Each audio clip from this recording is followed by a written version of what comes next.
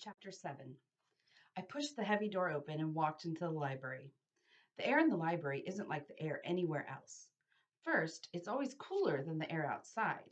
It feels like you're walking into a cellar on a hot July day, even if you have to walk up a bunch of stairs to get into it. The next thing about the air in the library is that no other place smells anything like it. If you close your eyes and try to pick out what it is that you're sniffing, you're only going to get confused because all the smells have blended together and turned themselves into a different one. As soon as I got into the library, I closed my eyes and took a deep breath. I got a whiff of the leather on all the old books, a smell that got real strong if you picked one of them up and stuck your nose real close to it when you turned the pages. Then there was the smell of the cloth that covered the brand new books, the books that made a splitting sound when you opened them. Then I could sniff the paper, that soft, powdery, drowsy smell that comes off the pages in little puffs when you're reading something or looking at some pictures. A kind of hypnotizing smell. I think it's that smell that makes so many folks fall asleep in the library. You'll see someone turn a page, and you can imagine a puff of page powder coming up really slow and easy until it starts piling on the person's eyelashes, weighing their eyes down so much that they stay down a little longer after each blink, and finally making them so heavy that they just don't come back up at all. Then their mouths come open and their heads start bouncing up and down like they're bobbing in a big tub of water for apples. And before you know it, whoop, zoop, sloop, they're out cold and their face thunks down smack dab on the book. That's the part that gets the librarians the maddest. They get real upset if folks start drooling in the books, and page powder or not, they don't want to hear no excuses. You got to get out. Drooling in the books is even worse than laughing out loud in the library. And even though it might seem kind of mean, you can't really blame the librarians for tossing drooly folks out because there's nothing worse than opening a book and having the pages all stuck together from somebody's dried up slobber. I opened my eyes to start looking for Miss Hill. She wasn't at the lending desk. Excuse me, guys. She wasn't at the lending desk, so I left my suitcase with the white lady there. I knew it would be safe. I walked between the stacks to see if Miss Hill was putting books up. 3 doggone times I walked through the library, upstairs and down, and couldn't find her. I went back up to the librarian at the lending desk. I waited until she looked at me. She smiled and said, "Yes, would you like to retrieve your suitcase?" She reached under the desk. I said, "Not yet, ma'am. Could I ask you a question?" She said, "Of course, young man. How may I help you?" "I'm looking for Miss Hill." The librarian looked surprised. "Miss Hill? My goodness, haven't you heard?" Uh-oh. That's number 16 of Bud Caldwell's Rules and Things for Having a Funner Life and Making a Better Liar Out of Yourself. That's one of the worst. If a grown-up ever starts a sentence by saying, "Haven't you heard?" get ready, because what's about to come out of their mouths is going to drop you head first into a boiling tragedy. It seems like the answer to "haven't you heard" always has something to do with someone kicking the bucket. And not kicking the bucket in a calm, peaceful way like a heart attack at home in bed either. It's usually is some kind of die-in that'll make your eyes buck out of your head when you hear about it. It's usually the kind of thing that will run you out of a room with your hands over your ears and your mouth wide open.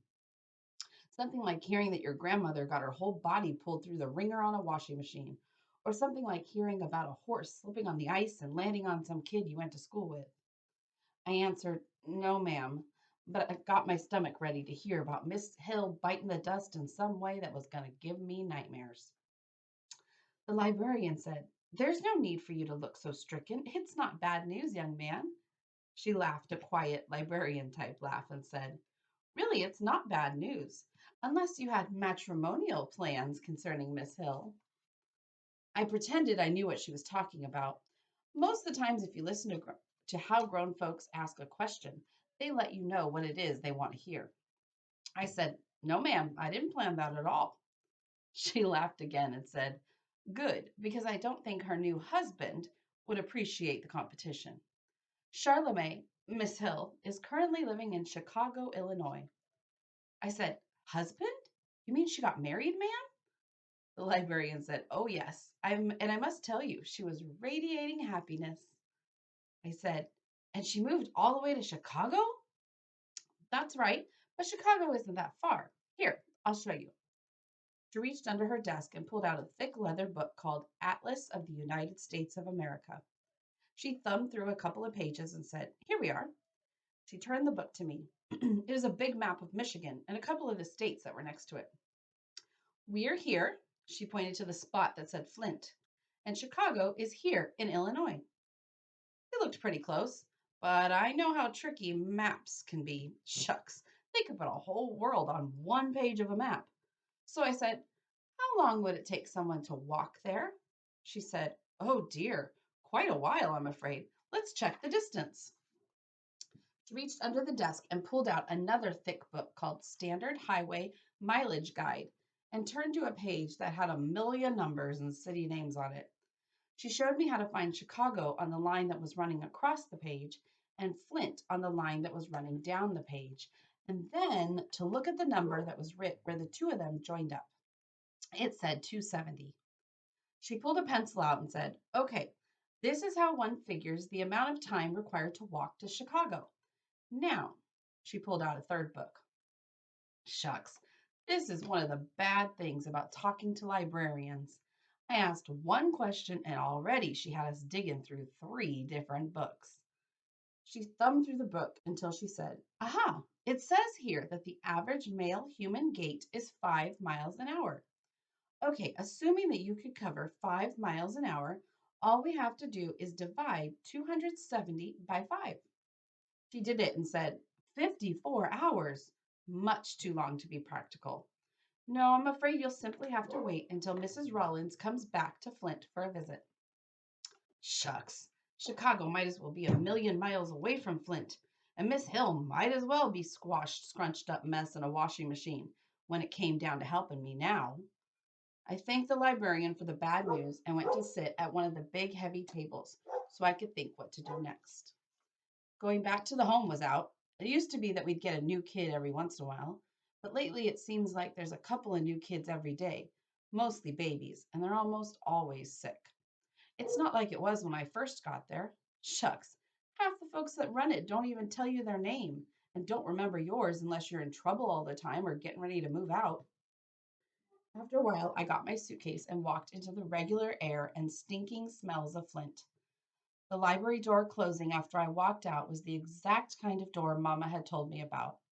I knew that since it had closed, the next one was about to open. I went back under my tree, and before I knew it, I was asleep. Have a great day.